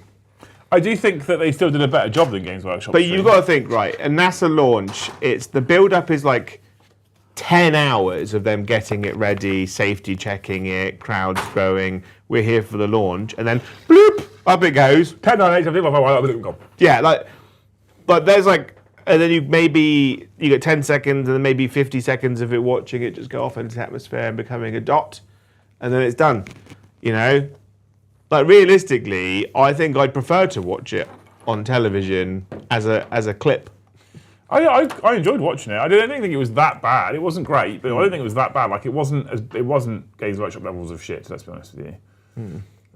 So it could have been much worse. See Games Workshop, Adepticon reveals. Could have been much worse. But hey, you know, they're on a launch site, which I'm sure causes its own problems as well. They're in a foreign country because it's the BBC. I'm sure that causes its own problems. You turn on Games Workshop, was it? No, the BBC. Oh. Yes, for the rocket launch. Because the spacemen go into space. Yeah, but it's not like they're in like a third world country, is it? Like, I mean, I've not heard like when Americans talk about Florida, they don't talk about it with adoration and love, though, do they? No, they don't. No. A lot of Americans that I talk to don't talk about America in general with adoration and love at the moment. But hey, An 8-hour stream. oh, I watched like 15 minutes. I'll be honest. 15 minutes is too long. I think I watched 15 to 20 minutes. I think I tuned in 3 minutes before launch, watched like 50 minutes afterwards. Like, it's bedtime now. I'm tired. Was it like one of those streams where people just put like a camera in a bird box? Yeah, sort of. And you just watch like baby chicks.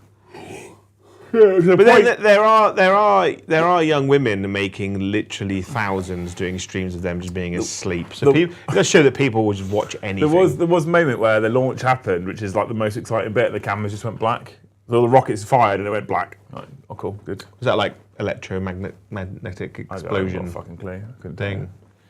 But like, I enjoyed it. I'd watch it again, but not like now I've seen it, but like it was another live event like it. I think it's, you know, how often do we send people up to the moon? It's quite life-defining. Or era-defining, I should say, rather than life-defining. is it? I don't think it is anymore. Do you not reckon? Right, like the fact that we can put Katy Perry in space for like 10 minutes. You know, I think this is different. I think this is still one of those like incredible moments in history where we've just fired 4 people up to the moon to go round the moon again. Like, I think this is incredible.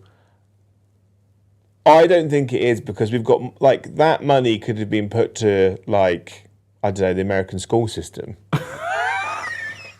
You know,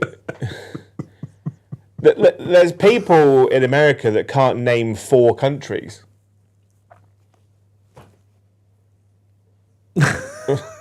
Right? It would be era-defining. The thing is, like, they say like, why do we go to space when there's still like 40% of this planet unexplored? Yeah, but they brought Katy Perry back. Yeah. Oh my god. Like I just feel like, but like I don't think it is exciting, because like we have phone cameras now that can see like craters on the moon, right? But no one's gone all the way down to the bottom of the ocean and brought back like bits of a megalodon. That would be exciting, you know. I can stand outside my house and look into space. I can't stand outside my house and look to the bottom of the ocean. You know, I'm not going to argue this one, chat, because I think I'm onto a losing battle here with him. You know, I'm with you lot in chat. It is an incredible accomplishment. There's so many other things to be solved on the planet we live on that we don't need to send 4 people to the moon. Like, we've been to the moon, we know what it looks like. We know what's there. You know, I mean, like Mars. I think if they said we've sent people to Mars, you know, Well, that's the prerequisite is the moon, isn't it? The part of the Mars missions. This is part of the prep. yeah, but that's like saying, oh, I walked to the spa. The locals, like I walked to Aldi to get my lunch. That's my prep for walking to London. You know. Thank you, Sean, for the $5. GW put more money and effort into their April Fool's joke than they did into their new edition launch. Fact. Well, they probably didn't put more money or effort into it, but they did a better job of their April Fool's joke, to be honest with you. Can I be honest? What? Go on. Do I want you to be honest? I fucking hate April Fools. Oh, I said this yesterday. I do. I'm with you, Jay. Games Workshop's April Fool's stuff tends to be quite funny, right? But I feel like we've reached the pinnacle on the majority. I feel this way about the internet in the terms of like I don't feel like we should give everyone access to the internet to put themselves on it. Like because it's like no, some Tony. April Tony, Fool's you can jokes give me a rest, Tony. You can give me a rest. Come on. I just feel like April Fool's jokes. We've done them all now. We can stop. In a sense that, like, I think, like, that was funny, and then someone like, you always go, oh, I'm pregnant, or oh, I'm selling my business. It's like, you're not. You don't need to do this joke. It's not funny. When Games Workshop go, we're doing a musical, that's quite funny. Right? So theirs was slightly more amusing. I'm with you with what you're like. I fucking can't stand April Fools. I think it's all the big corporations jump on board it, and it's like it's just cringe as far as I'm concerned. I can't stand it. So I'm with you. The musical is like it's clearly a piss take of themselves. It was good quality. I'm kind of okay with it, but yeah, I don't know. I am a person who also doesn't like April Fools, quite honestly. Yeah. But you know, some people like it. That's fine. I just don't. That's not for me. Yeah, my favourite one I saw was someone said like Keir Starmer's going to work hard to put an extra £100 in everyone's pocket, and then I was like, oh, and then I realised what the date was. I was like, oh. Thank you, Evan, for the $5. We should go to the moon and other places to see how shit it all is, so we protect and preserve what we have.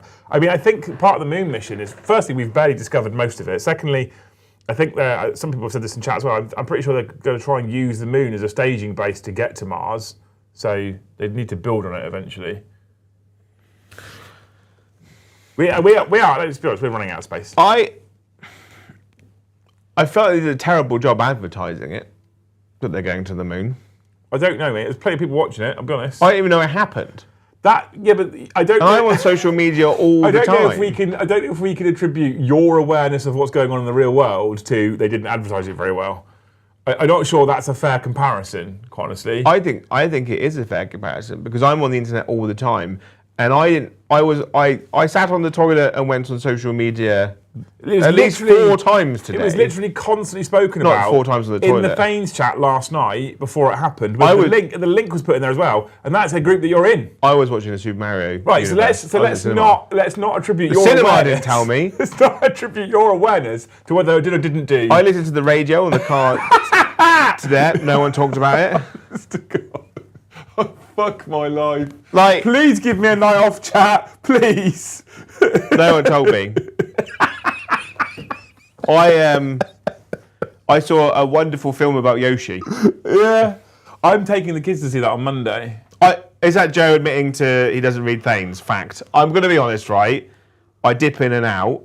Like, you guys are great, but you put so much shit in there. I'll go on in the morning, you know, and I'll do some work.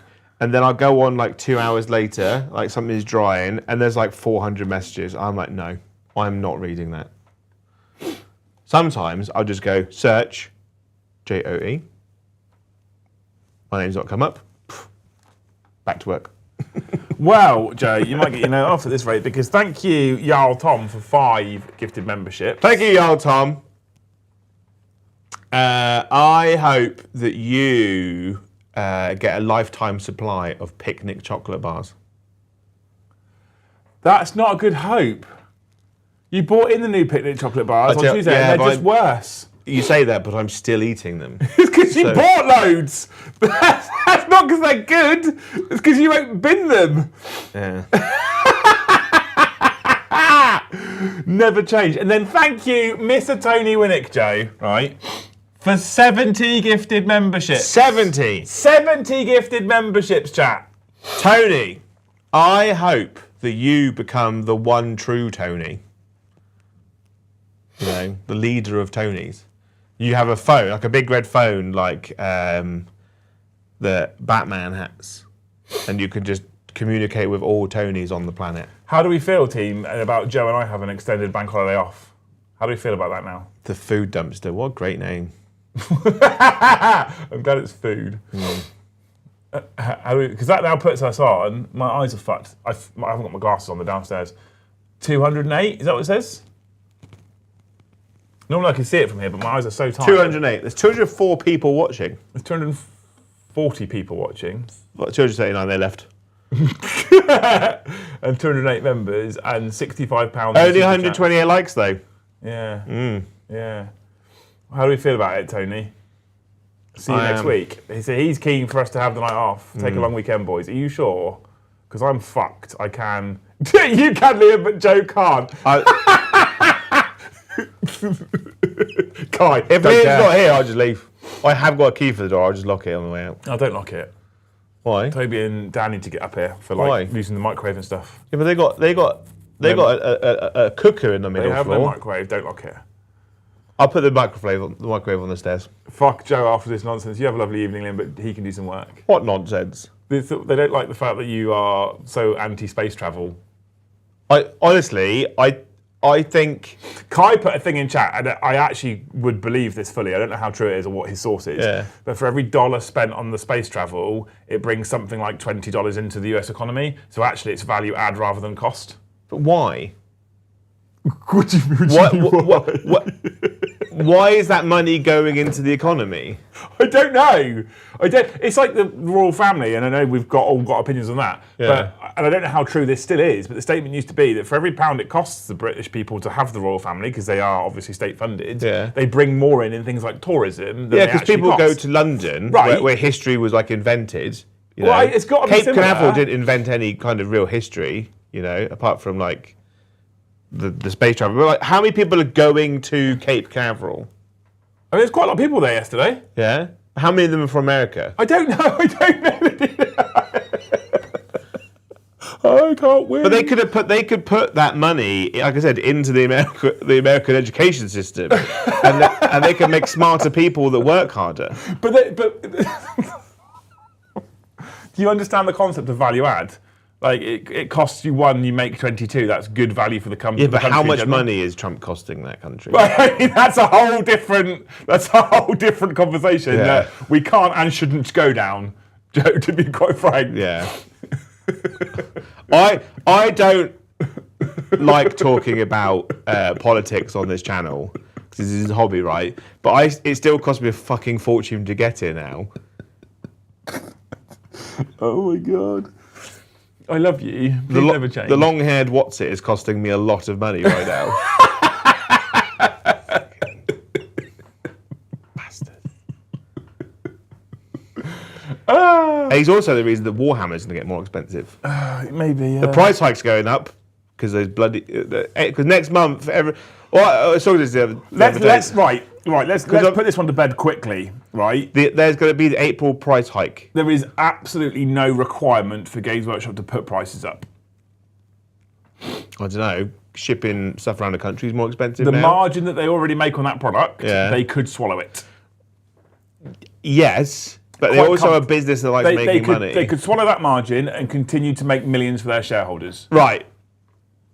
But they will make a profit still, and they'll still say that we made a year-on-year profit, the most profit we ever made, and they give that money to their staff. But we're still buying it, right?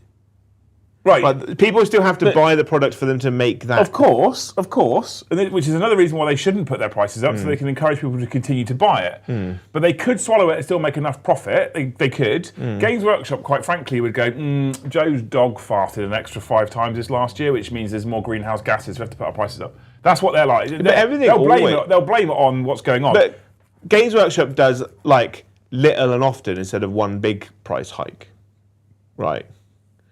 Like but also like their boxes are going, like the kits they are making cheaper as well. And I think like, because someone was saying to me the other day, I remember when I could go into the shop and spend £3 on a model.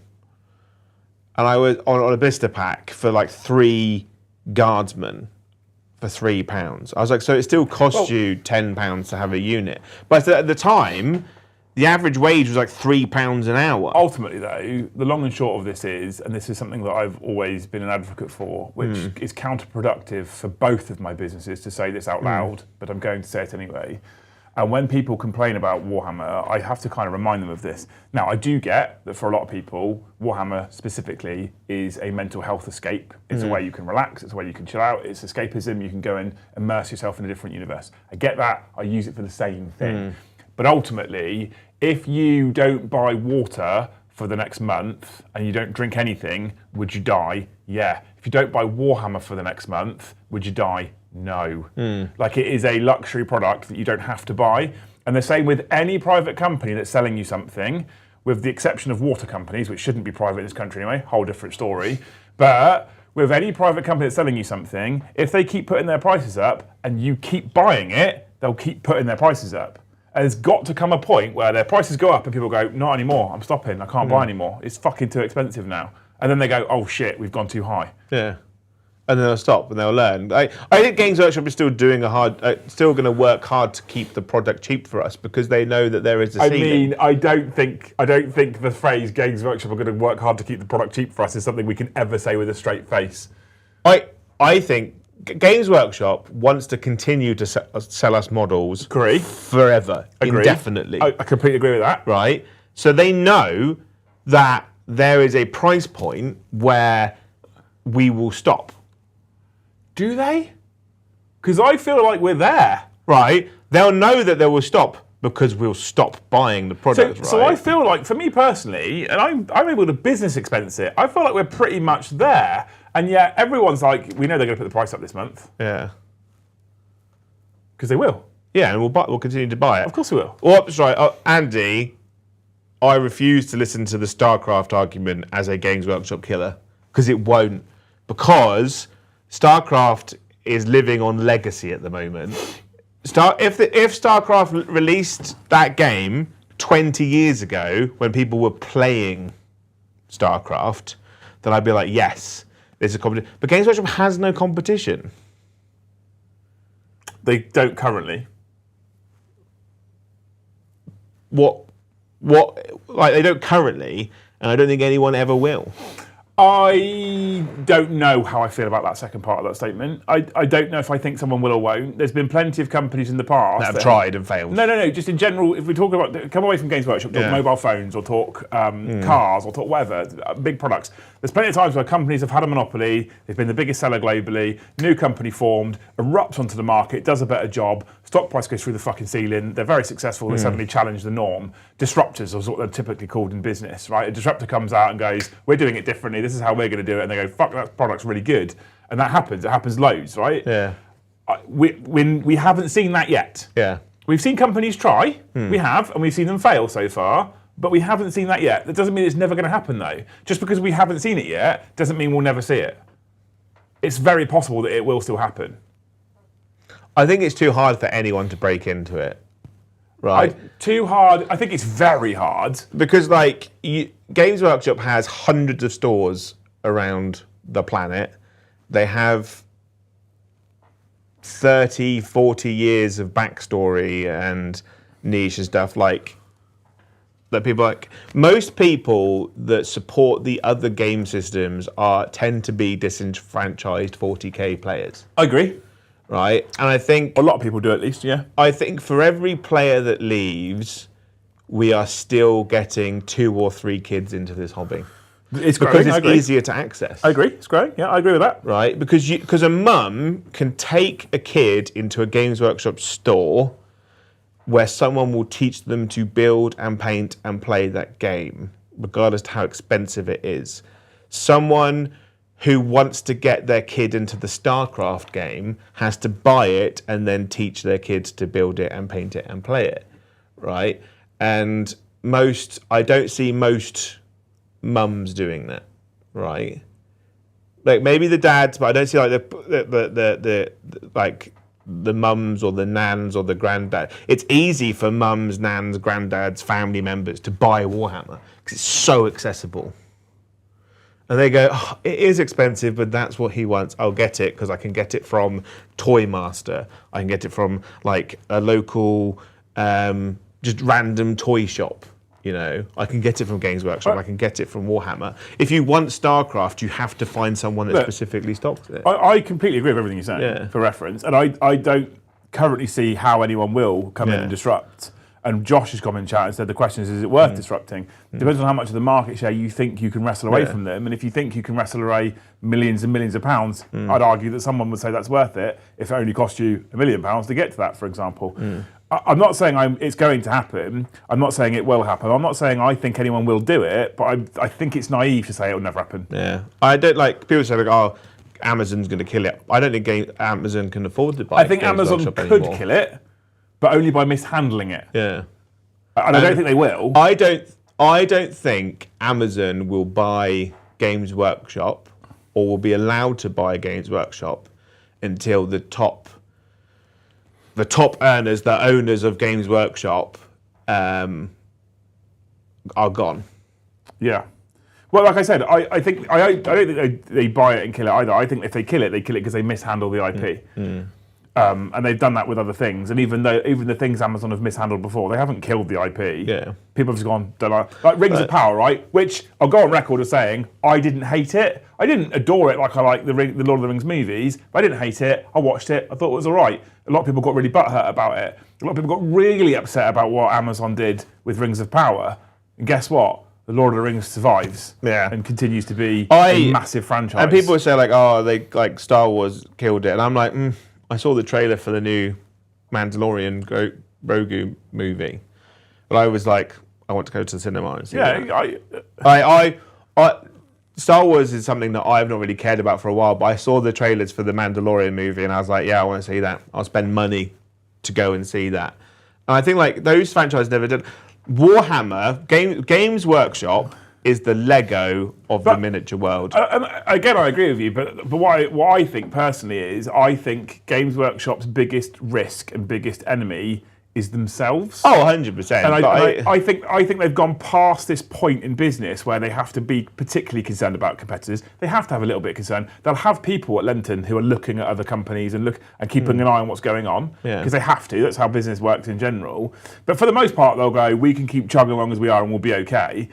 But the way they essentially handle their customer base with rules updates, with making things obsolete, with price hikes, etc., they are their own biggest risk.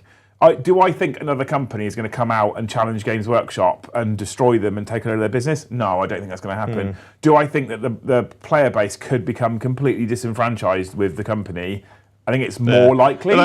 Josh, I don't think it's likely. I think it's more likely. Josh says the crucial thing is it survived and thrived against a lot of factors that killed other industries, like the internet, play-to-play services, video games, mobile games. It still grew during the recession. It still grew during COVID. It literally boomed during COVID. Like COVID was the best time ever for Warhammer. Right, I'm sure Airfix got a rise and stuff out of it too, but I just don't I don't see what could their own. I don't think we're ever going to be in a world where a box of 10 intercessors is £100.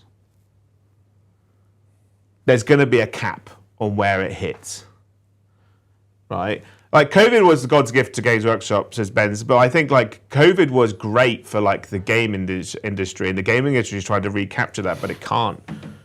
Because no one's at home long enough to play computer games for that long. But people, I think, are more willing. Like, I think people during COVID learned the importance of human interaction. I agree. I strongly agree. Right? And I think Games Workshop has monopolised on that and will continue to grow from it. And what you have to look at, for example, is Tabletop Simulator. Yeah. So during COVID, Tabletop Simulator fucking exploded. Yeah. Because you couldn't get together and play tabletop games. Yeah. So the program developed, people built faction packs, people built all the models, people built all the terrain, people built everything. And you could play a full game of Warhammer, including digital dice rolling, on Tabletop Simulator. Yeah. And although it's still used by a lot of people now, for the most part, people went, we can get together and play a game, or we can use Tabletop Simulator. And when those restrictions lifted, they went, let's get together and play a game. Yeah. Because it's And better. I think, like, Games Workshop's biggest defence at the moment to stop it from going under or being overtaken by other gaming people is that because everyone's poor at the moment, people can only afford to do one tabletop game, right? So if someone goes to a club and goes, I want to play a game of 40k, there'll be 10, 15 people that can, depending on how big that club is, right, they'll go be like, yeah, I'm free tonight, I'll play 40k with you, right? But if someone goes to the game, oh, I've got my army of Space Marines from StarCraft, does anyone want to have a game of StarCraft? People are like, no. And they're like, do you want to buy into it? They're like, no, because I can only afford to do one. But if you want me to play StarCraft, you have to buy that army for me. You have to have both armies, right? And I think most people will be like, oh, it's a really cool game, but I don't want to get into it. That's why, like, Song of Fire and Ice kind of thing, it was super popular for people that could afford to have multiple game systems. But Song of Fire and Ice didn't grow because people were like, I've already got Kings of War, I've already still got my old world armies, and I can still play that. And let's be honest, like, how big are those Kings of War events looking now? The old world's out. Yeah, well, exactly. Josh also says, which is interesting, the most fascinating thing about them is how they have not been affected by the death of the high street. Think of how many shops like Clothing Source and H&V have died, but GW is still there. Two things. Firstly, H&V's come back in Southampton. Is it? There's a new, I say new, it's been there for a little while now, but it's reopened in Southampton. Nowhere near what you would remember old HMV being. Secondly, and Kai's kind of answered you, the thing is with Warhammer shops, as they're called now, and these kinds of venues in general, this includes downstairs, this includes Hobby House. Yeah. And one of the reasons why I was comfortable with our location for Hobby House is because you basically don't rely on any walk-in. So high street shops have such high value because people walk past a shop window, look and go, oh, I want to go in there, and they go in there. And hobby shops kind of don't need that because people that want to go to hobby shops to play games or to buy models or to buy tools or to buy paints, they know they're going there. They're going to go there anyway. It's a destination store. Right, exactly. So the reason why I was comfortable where we put Hobby House, despite the fact it's not in the centre of Southampton, it saves us a load of money in rent because it's not the centre of Southampton, is because people will go, I'm going to go to Hobby House because I need some paints.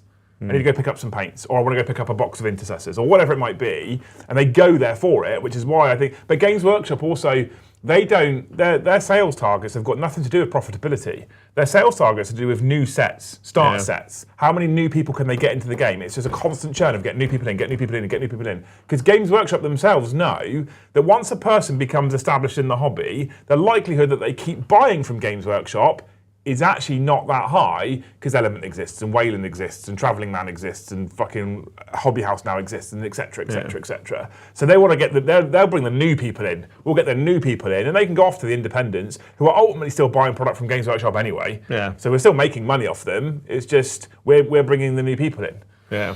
And also, like, if you look at like the tournament scene as well, that's been so good. Competitive play. 40k has been so good for them, and that's why it's so popular.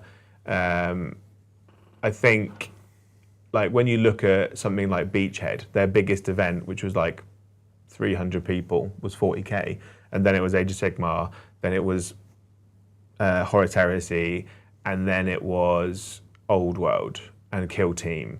Like, it's all Games Workshop stuff. There were other game systems there, but they were so small they could cram them in a side room. Mm-hmm. It's pretty common, that as well. Yeah. With the exception of trading card games. Trading card games are huge. Yeah. Right, I think in terms of player bases and number of people that can play, I think trading card games is one of the few that will quite comfortably compete with Games Workshop, if not outsell them. I think anyone that thinks that Games Workshop is probably going to die in the next 10 to 15 years, I think it's often. I don't see anyone. I don't think anyone can compete. If they against do, them Joe, now. they do it to themselves. Is my point. Yeah. If they do, they do it to the But I think they're smart enough not to. We'll see. Power Pilgrim comes in at the end there with 5 gifted memberships. Thank you, Power Pilgrim. I hope that you get your own mini bar in your living room. Your own bar. You have to supply your own beer. Just appears there. There you go. Well, we do actually have to finish the show. We've done 2 hours for you wonderful people. Joe's got to go away and get his hair cut. So you've been amazing. Thank you so much for hanging out with us. Big shout out to Tony for 70 gifted memberships. You absolute legend. And a big shout out to Rossoneri for 50 gifted, you legend. And Dirty Bird did 20, which is insanely generous as well. And Stick Monkey did 10. And then all you people that gifted 5, I love you all. Thank you so much. Thank you for the super chats as well. Thank you for the interaction. Thank you for the chat. Thank you for being on my side, Joe, chat. Not Joe's side with his nonsense opinions on space travel. Thank you. You're all amazing people. You've paid for a night off, and we asked if we should have a night off, and you said yes. So we're going to do that because that's what you've told us to do, okay? And I'm very grateful because it's bank holiday weekend. And although I've got to be in for Hobby House tomorrow and I've got to do a show tomorrow night, and although I've got to be in on Saturday, I don't have an early morning tomorrow, so I can actually probably get some fucking sleep at last, which has been rare lately. So we appreciate you. So there will be After Dark tomorrow at 7:30. There is also a potential bonus show on Saturday. If it's not too busy here, I might come up here and carry on building some custodies and sit in front of the camera and talk to you beautiful people. I'm with Joe, your band. And then we go into bank holiday. Hobby House is shut on Sunday. It's Easter Sunday. Everywhere closes. So we're closing as well and giving Dan and Toby an extra day Surely off. you should open. Because everywhere's closed. They've only got one place to go. Hobby House. That was kind of where I was going with it. Yeah. And Toby looked at me like he was going to strangle me because he's also utterly fucked. So I was like, you know what? He has loads of time off, though. He doesn't. He wasn't here on Tuesday. Or Monday. It doesn't mean he was off. He was still doing work at home. He's quite a busy man. I don't believe it. His work ethic is insanely good.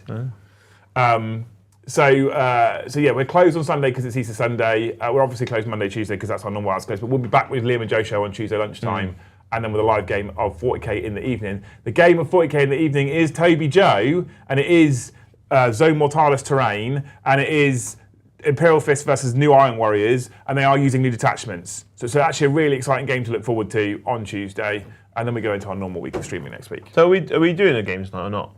No, it's paid for us. I've said it about 4 times. Who the fuck listens, honestly? So if you want, Joe, you can go and get your hair cut and just go home. I've already messaged Tom and said, chat's paid for us to have the night off. Enjoy Battlefield with Joe. Oh. Let's face it, that's what's going to happen. I did all my weeklies last night. It might be Space Marine too. All right, well, semantics, right? Yeah. Thank you so much. We love you. You're amazing. Hopefully you have a wonderful evening and you all have an amazing bank holiday weekend. And we'll see you in the next one. Love you, bye.